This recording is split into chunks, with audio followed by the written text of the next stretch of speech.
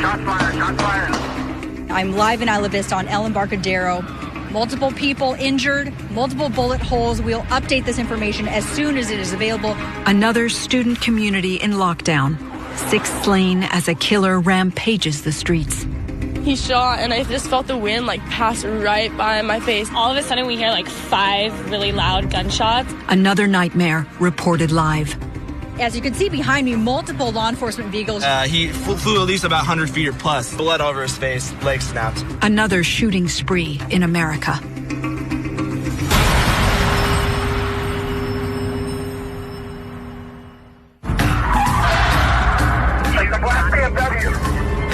Friday, May 23rd, 2014. Students dive for cover as a lone gunman rampages through the streets. What we do know is 1 fatality so far, and we're trying to get more information as we can, but right now multiple law enforcement agencies are out here. In just over 15 minutes, 3 shot dead, 13 injured before the killer turns the gun on himself.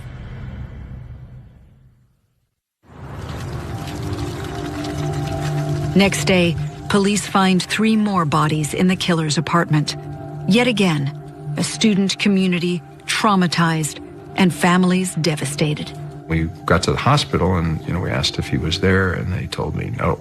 So I'm thinking, well, maybe he's okay. And in fact, the reality was he was dead at the scene and never made it there. So it's just the most horrible thing you could ever, you can sort of, that it's the most horrible thing, but till you're there, it's the most horrible thing. And this just, words can't describe how you feel. Having George as our son is the biggest gift that God gave us. We are very thankful to him to be our kid, and I think that's the best thing. The Isla Vista massacre is a tragic event among too many. Since the start of 2014, there have been at least 26 campus shootings in America, including 13 fatalities. But what is unique about Roger's case is the digital testimony he uploads on the day of the killings. Hi, Elliot Rodger here. Well, this is my last video. It all has to come to this. Tomorrow is the day of retribution. At 9:17 p.m. on May the 23rd, Elliot Rodger uploads this extraordinary final film in a chilling series of videos he has posted on YouTube. He also emails a long, detailed, and deeply disturbing document called My Twisted World, The True Story of Elliot Rodger. It begins with these words. Humanity. All of my suffering on this world has been at the hands of humanity, particularly women. It has made me realize just how brutal and twisted humanity is as a species. 25 minutes after he emails this manifesto to his parents and his therapist, Elliot Rodger and 6 students are dead. 7 people have been shot is what we're told. 7 injured victims were transported to our trauma center. There was a dark-colored BMW, a male wearing a white shirt that was firing as he drove by. How does a shy, awkward teenager turn into an arrogant, ruthless killer? This is the story of my entire life. It is a dark story of sadness, anger, and hatred. This tragedy did not have to happen.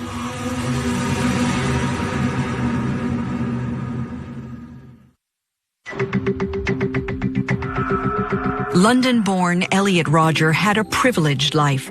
Moving to LA when he was 6, his parents were in the movie industry. He claims to have had a happy childhood. I have some very happy memories here. That's where my father taught me how to swing. It still looks exactly the same.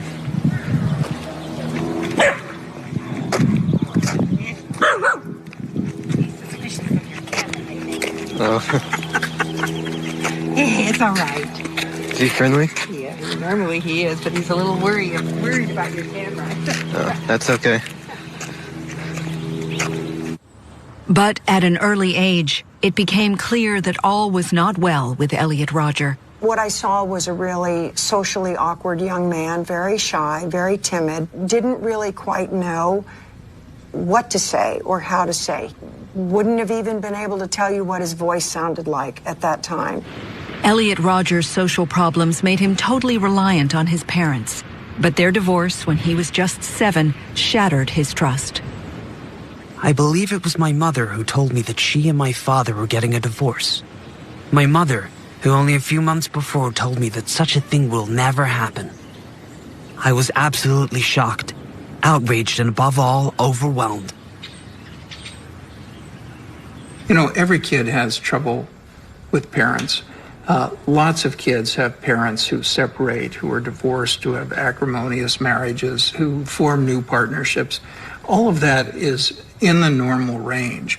When people react to that as though this is somehow their unique problem, they have to look at why do they think they're so special in that respect. According to Elliot Rodger's manifesto, his father, Peter Rodger, attempted to engage with his son by playing computer games with him. But this soon evolved into a lonely obsession, with the young boy living an increasingly virtual existence, spending up to 16 hours a day in the cyber community of World of Warcraft. It seemed as though Elliot Rodger may have actually created his own social bubble, his own social world through his YouTube videos, through his online gaming, even his manifesto. Perhaps could have been some sort of escape into a different type of social world, one in which he had control over. But this need for control was shaken when he first saw internet pornography at the age of 13. To see this video really traumatized me. I had no idea what I was seeing. I couldn't imagine human beings doing such things with each other. Finding out about sex is one of the things that truly destroyed my entire life.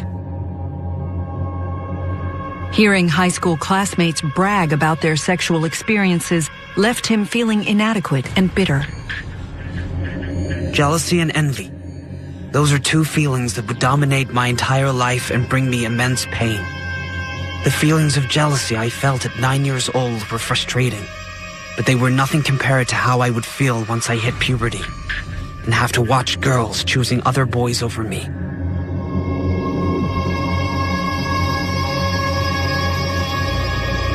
Angry that other kids seemed to be enjoying their adolescence while he suffered, Elliot Rodger became withdrawn and depressed.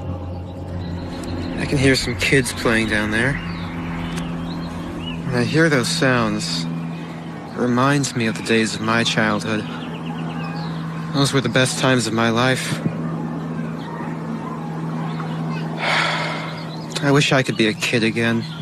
What's interesting about Elliot Rodger is that he saw himself as a very rejected person, as though he were actually seeking out his peers, seeking out women, and he was being pushed away. He was being rejected. But in reality, when you talk to people who knew him, he really seemed to be this other type of person who was more socially neglected, where he was not, in fact, actively seeking out others. He was actually choosing to isolate himself. He became convinced that it was his family's status that made him unpopular. His father's lack of success with the film he'd made angered him. He took personally his parents' behavior, which is really about the parents and their decisions in life and their quest to find fulfillment. But he acts as though this is directed at him, and just as with everything after that, he seeks to blame them for causing him to be as miserable as he is. See? Hold on.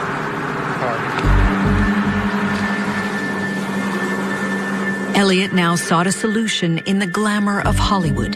He boasted of the movie premieres he attended, like The Hunger Games, on which his father was second unit director. He even tried to persuade his mother to marry a multi-millionaire friend, believing money would solve everything. His parents tried desperately to help. Life coaches, therapists, medication. And all the while, a silent rage was growing inside him.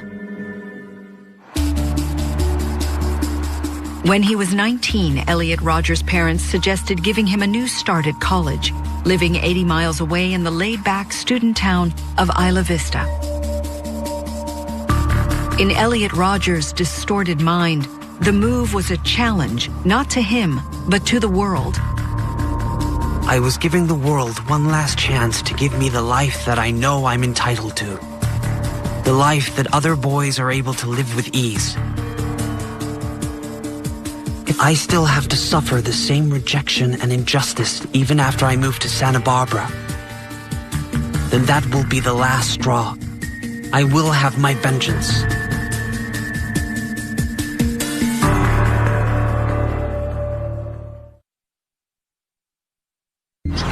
Hey, Elliot Roger here. Oh, check it out. There's me. In all my fabulousness.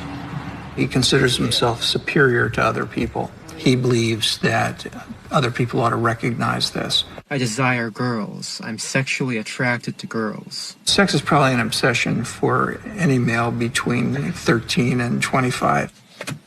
But girls are not sexually attracted to me. The narcissistic haughtiness and superior attitude is very apparent. And of course, that will turn off any smart woman he would approach. There's a major problem with that. A major problem. That's a problem that I intend to rectify. Narcissism is very common among killers in general. And in fact, what we think of as narcissism is a fundamental component of the idea of psychopathy. It's an injustice that needs to be dealt with. Elliot Roger enrolls at Santa Barbara City College in 2011. His subjects include English, but his main interest is girls. He moves into the heart of the UCSB student district of Isla Vista. In the fall of 2013, two 20-year-old students from UCSB move in with him. James Hong was studying computer engineering, as was his close friend, David Wang. Both had good reason to be optimistic about the future, but they stood in the way of Elliot Rogers' plans. The first people I would have to kill are my two housemates, to secure the entire apartment for myself as my personal torture and killing chamber. May 23, 2014 arrives. The day of horror begins. He repeatedly stabs his two housemates. For David's mother, the grief is overwhelming. When I heard that news, I cannot functioning. I just shaking, crawl down on the floor. It's nightmare. His mother and father are left only with memories. I love my son. At the same time, we were like friends. We talk about everything. Whenever I will think what happened to David, I have a hard time to breathe. I just don't want to know. I just want to remember my David are so joyful, peaceful kids without this happen. It's not over yet.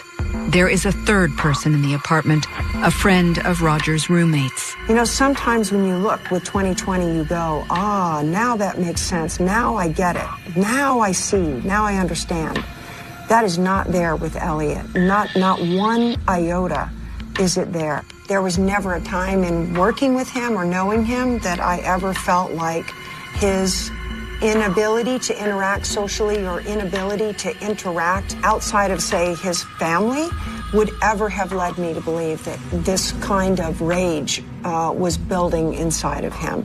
Never. So was there a pivotal event that turned Elliot Roger from a socially awkward child into a spree killer? When you have somebody who is angry for weeks, months, years, and who suddenly acts aggressively, killing others, risking death, causing their own death, You might wonder if this was somehow triggered by something that day. And I think the answer is usually not. Elliot Rodger sees the 2 years in Santa Barbara as the end game. He had expected to succeed in changing his sexual status. He failed. I'm 22 years old, and I'm still a virgin. I've never even kissed a girl. He decided there was only one solution. I will destroy all women because I can never have them. I will make them all suffer for rejecting me. What we're looking at is a balancing of competing forces. So there have been forces for a long time driving him toward doing it, but there have also been inhibitory factors, concern for what might happen to his parents, concern about what death might be like. This balance shifts in the last third of his manifesto. In addition to intentions, it now documents action. He heads to a shooting range. There I was, practicing shooting with real guns because I had a plan to carry out a massacre. Why did things have to be this way? He then starts buying weapons. Despite his troubled mental history, Elliot Rodger has no criminal record, has never been admitted to a mental health facility, and no judge has ruled him mentally defective. So there is no way to stop him buying one by one 3 semi-automatic handguns. Next, he becomes a regular contributor to online forums for incels or involuntary celibates. One of these is PUA Hate, a haven for angry young men to vent theories about women and why the seduction techniques taught by pickup artists or PUAs are a scam. The internet allows a great degree of disinhibition. It allows a huge distance between yourself, the things that you're saying, and the people that you're saying them to. So the more ugly or unrestrained side of someone's personality can sort of pour out, and they can sit back from that and sort of treat it almost as if it's not themselves. Reading the posts on that website only confirmed many of the theories I had about how wicked and degenerate women really are. It's like an echo chamber. It gets louder and louder. They get more extreme. Others bring in their anecdotal evidence of where they failed. And this is all sort of a feedback loop. This validation of Elliot Rodger's extreme views and his growing collection of weapons suggests the day of retribution is inevitable. But he is hoping that on July 20th, 2013, there might still be a way out.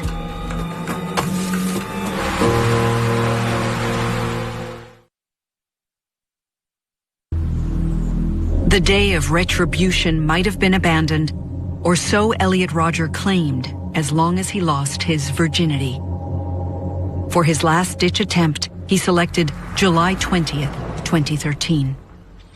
I was giving the female gender one last chance to provide me with the pleasures I deserve from them. He heads to Del Playa Drive and finds a group of students partying on a wide 10-foot-high wall. I came across this Asian guy who was talking to a white girl. The sight filled me with rage. Suddenly, this guy rushes over and pushes the girls I'm talking to whose backs are facing the edge. And as the girl's falling back, I grab her arm, pulled her back in. She starts pushing the other girl. She starts pushing me. My main target was the girls. I wanted to punish them for talking to the obnoxious boys instead of me. I tried to push as many of them as I could from the 10-foot ledge. Well, I'm protecting the girls at the same time, protecting myself and pushing him away. And next thing you know, he's over the ledge. Despite the fall injuring his leg, he returns to get his sunglasses and is then beaten up by another partygoer. He staggers home, and his neighbor tries over 3 hours to calm him down. I would have to talk to him for 5 minutes, and he would reply with one sentence. And then I'd talk to him for another 5 minutes, and he'd give out another sentence. I actually gave them all one last chance to accept me, to give me reason not to hate them. And they devastatingly blew it back in my face. He was so unbelievably emotional. I distinctly remember him saying, "I'm gonna kill all of those and I'm gonna kill myself." The anger is because the world is not giving them what they expect it to. And instead of recognizing any responsibility for why that is, they externalize the blame onto others. Elliot Rodger accepts no blame. I gave the world too many chances. It was time for retribution. If he hadn't focused on the issue of not being able to find a sexual partner or sexual rejection, he would have found another way to characterize this. There would have been something else that was unfulfilling. The date for retribution is fixed. His actions need to be explained for posterity. He starts making his videos. I don't understand you girls. It's like your sexual attraction is flawed. It's perverted. In April 2014, some of the videos are uploaded. You should be attracted to guys like me. Beautiful, magnificent guys. The video logs are reported to the police, possibly by a mental health worker. 3 weeks before the day of retribution, the police go to his apartment. He convinces them there's no reason for concern. Even people who are very, very sick, and I'm not saying that he's one such person, but even the people who are bizarrely psychotic can often pull it together for 3 minutes to make it look like they're not dangerous to law enforcement. If they had demanded to search my room, that would have ended everything. For a few horrible seconds, I thought it was all over.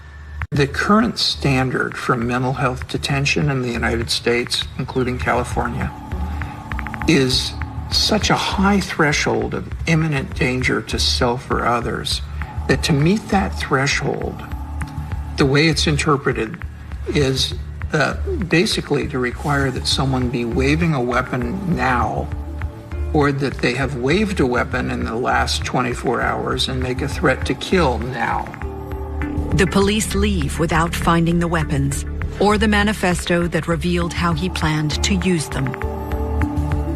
On the day before the day of retribution, I will start the first phase of my vengeance, silently killing as many people as I can around Isla Vista by alluring them into my apartment through some form of trickery. Rodger takes down his video logs. They don't go up again until the early hours of May 23, 2014. It's the first act of the day of retribution. After killing his 2 housemates, his next victim is their friend George Chen, a regular visitor to the apartment. He's 19, studying computer science, and dedicating much of his spare time to charity work. He is also repeatedly stabbed. His father remembers their last phone call just 9 days before his son is murdered. So last thing before hang up, I remember I said, okay, George, Daddy always love you. So usually he always said, I love Mom, I love Daddy. So this time I said, George, I love you very much. When I call George, every time he's very sweet, and he always ends with Mom, I love you. And yeah, it starts with, hi Mom, how is your day? So he's very sweet, and I never see any trouble. He's just happy, very happy. After killing the 3 friends, Elliot Rodger prepares to complete his day of retribution. More deaths are to come. At 9:17 p.m., he uploads his final video. You will finally see that I am, in truth, the superior one, the true alpha male.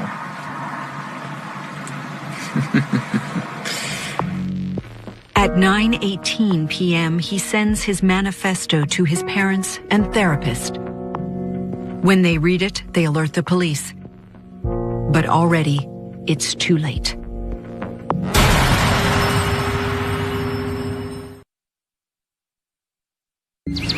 I'm up in the hills in Montecito right now. It's truly a beautiful day. But, as I've always said, a beautiful environment is the darkest hell if you have to experience it all alone. Soon after uploading this video to the internet, Elliot Rodger initiates his day of retribution.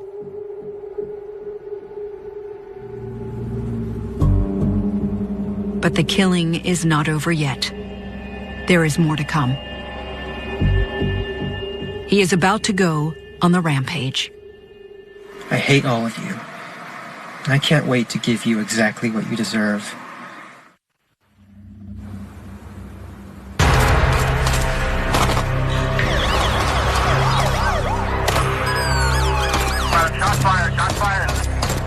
Now, what we also are hearing from different people is that multiple gunshots into buildings, the Ivy Market on Pardal, a black car, not sure what the make. The shots were still coming through. He was still shooting at us, still shooting inside the store. Rodger's failure with women is at the heart of his rage and frustration. They are his next target. The second phase will represent my war on women. I will punish all females for the crime of depriving me of sex. I will attack the very girls who represent everything I hate in the female gender.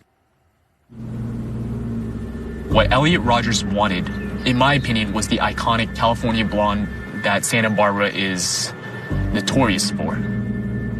He had a twisted vision of, I'm here for one thing, and if I don't get it, I am going to take it out on the world. You will all be animals. You are animals, and I will slaughter you like animals.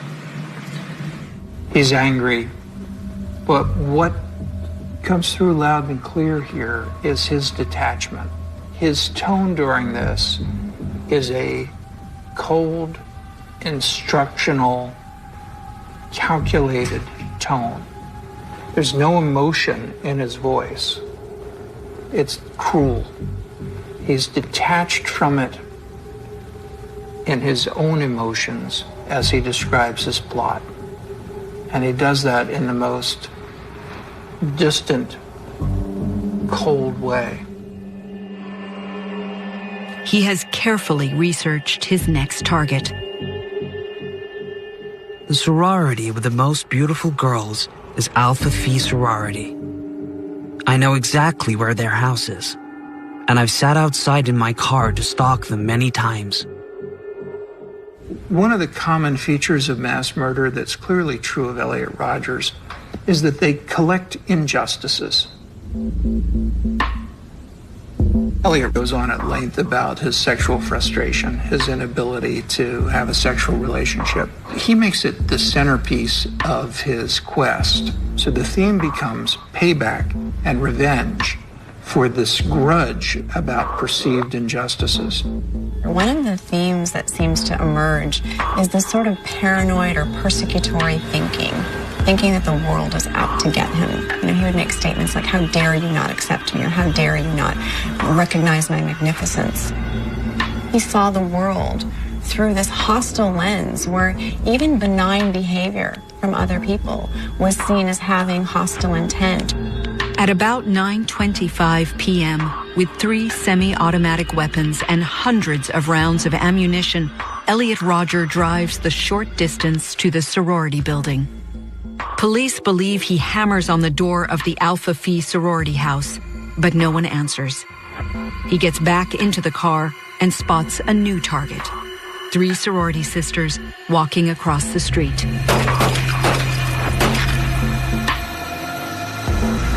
Veronica Weiss, a 19-year-old freshman, and Katie Cooper, a 22-year-old art history student, are killed instantly.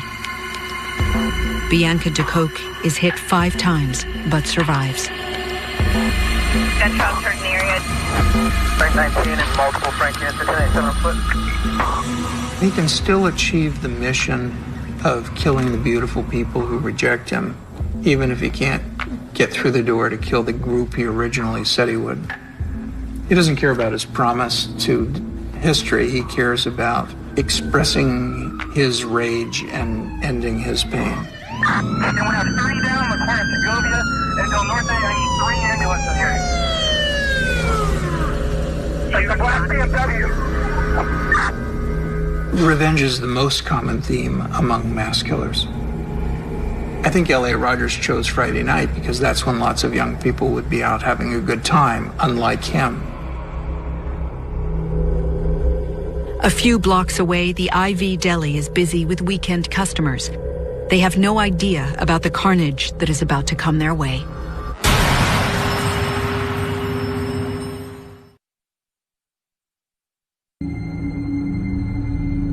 Elliot Rodger is still trying to carry out his planned day of retribution and is rampaging the college town of Isla Vista, California, shooting at anyone he meets.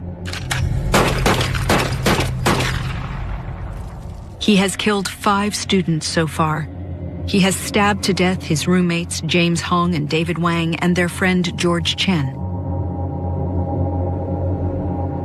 He has shot dead passers-by Veronica Weiss and Katie Cooper.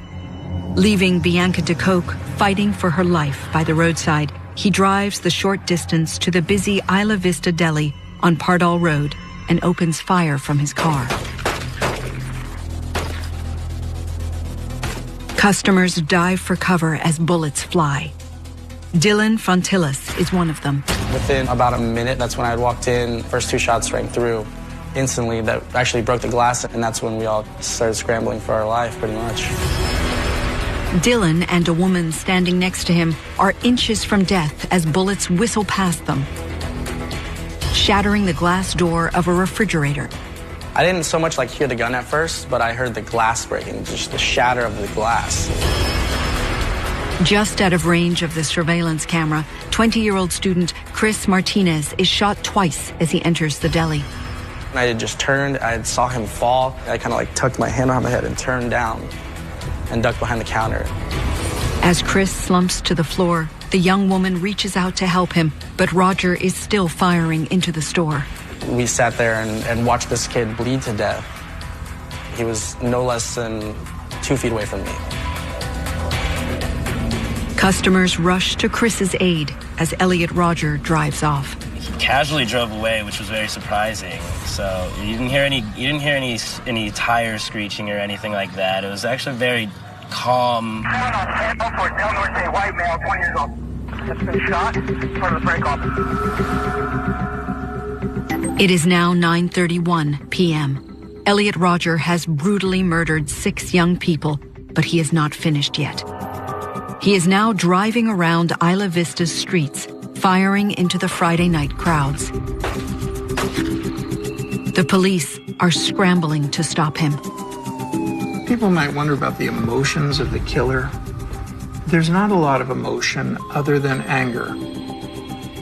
There's not much fulfillment for them. The expression of the anger doesn't really make them feel relief or feel better about it.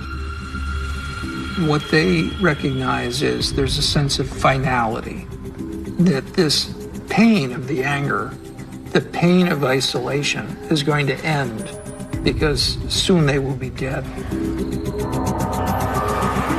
There's panic as Rodger shoots at people outside the Isla Vista 7-Eleven.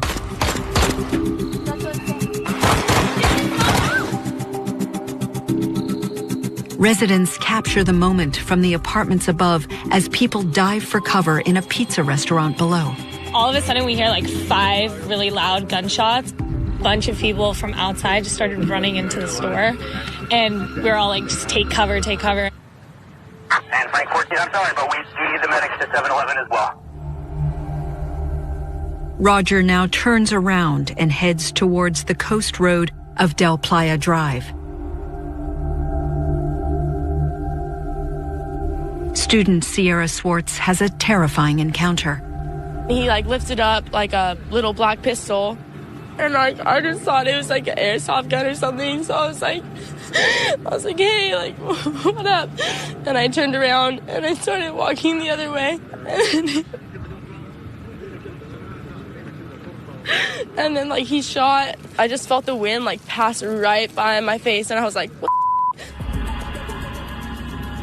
Control copies. We also have a report of a subject with a head injury, Del Playa and Del Sur. Del Playa and Del Sur. What is the report from law enforcement? As police officers discover more and more critical and dead victims known as red tags and black tags, they call desperately for medics. but the ambulances are being held back until the shooting stops. Show copies, all apparatus to stage and El Colegio stage and El Colegio do not enter Isla Vista. 23, we have 2 black and 1 red, Segovia and Del Norte. We need medics here now. 14, we need medics close to the Havoc kitchen.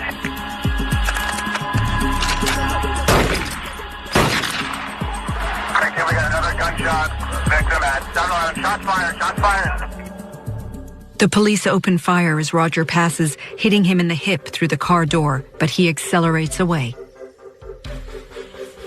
When I see the first police car come to their rescue, I will drive away as fast as I can, shooting and ramming anyone in my path, until I find a suitable place to finally end my life. The BMW drove 90 miles plus, and just this biker, particularly on the guy on the floor, was stuck on the hood, through the windshield, snapped, and he flew at least about 100 feet or plus. 100 feet? At least. His body carried on with the car. He went down a few blocks. Incredibly, the cyclist survives. But barely 15 minutes after he begins his rampage, Elliot Rodger crashes into parked cars and becomes his last victim. Can whether or not it's a crash scene? I just was advised by the sheriff's officer that they have the Sharon in custody. He's been shot as well. Elliot Rodger has ended 7 lives, including his own, and injured 13. But as they remove his body from the car, the police find over 400 unspent rounds.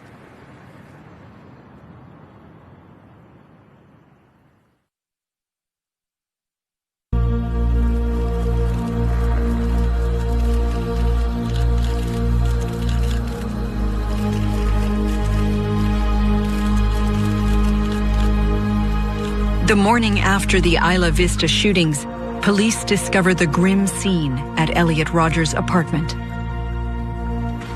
The 3 male victims were apparently stabbed repeatedly with sharp objects, and it was a pretty horrific crime scene.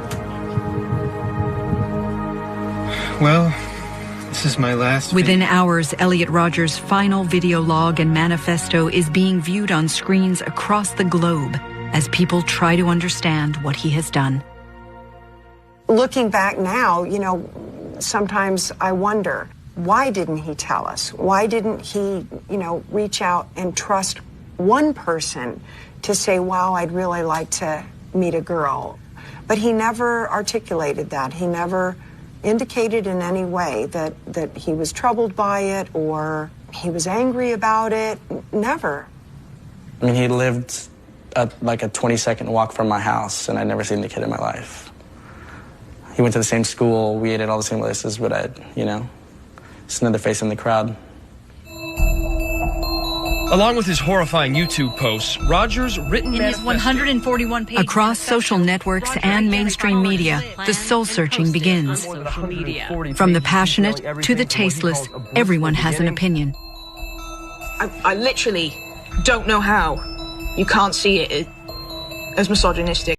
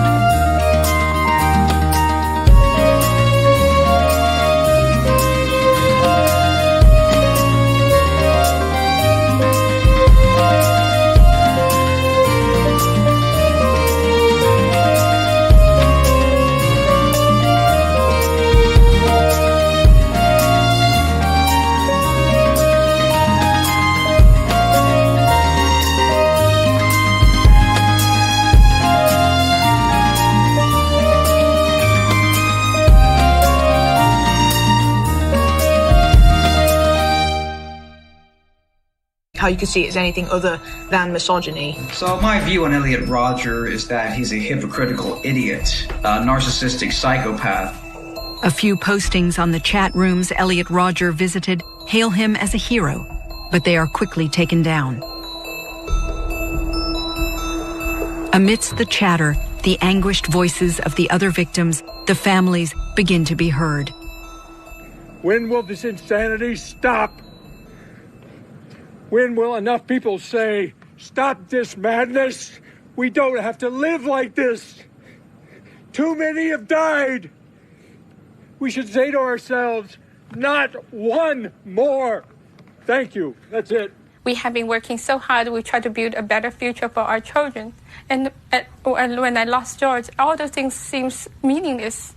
So I, from the bottom of my heart, I try to see what we can do to prevent this from happening. Elliot's parents, Chin and Peter Rodger, issue a public statement. We are crying in pain for the victims and their families. It breaks our hearts on a level that we didn't think possible. The feeling of knowing that it was our son's actions that caused the tragedy can only be described as hell on earth. Far from destroying humanity as Elliot Rodger wanted, his savage acts served to bring the people together in Isla Vista. During times like this, it's very easy to blame people and organizations. And it's very easy to lay blame on those who we feel are responsible in one way or another. But if we can bring ourselves to propagate hope and kindness and peace and understanding, then maybe we can move forward from this event and shape a more positive community for us. Just days later, a remarkable private meeting takes place between Richard Martinez and Peter Rodger, the fathers of Christopher Martinez and his murderer, to discuss what they could do to prevent such a tragedy ever recurring. 7 kids died that night, including the perpetrator. He got off 50 rounds and he had 400. So, I mean, it seems strange to say, but in a way we were lucky. He went out with the intention of shooting the whole 400 rounds. You know, he had 400 rounds, 3 handguns. So then I start to ask myself, well, how does a kid with a mental health history like this have 3 handguns and 400 rounds? There's no question in my mind that in a society that shared data, that had a good protocol for law enforcement to make use of that data, and that had adequate mental health resources, such crimes could be prevented. We are heartbroken. We are end of the world. We want David, James, and George. They're the last one. We don't want this happen again. You know, wake up America, because this can come to your town and it can affect you. And what I lost is irreplaceable. I would do anything to have my son back. But, you know, that's not going to happen. So I've got to make something good come out of this, and I will do everything within my power to try to make it stop. Finally, a moment of hope. The meeting between Richard Martinez and Peter Rodger. Together, they vow to stop another Isla Vista happening ever again.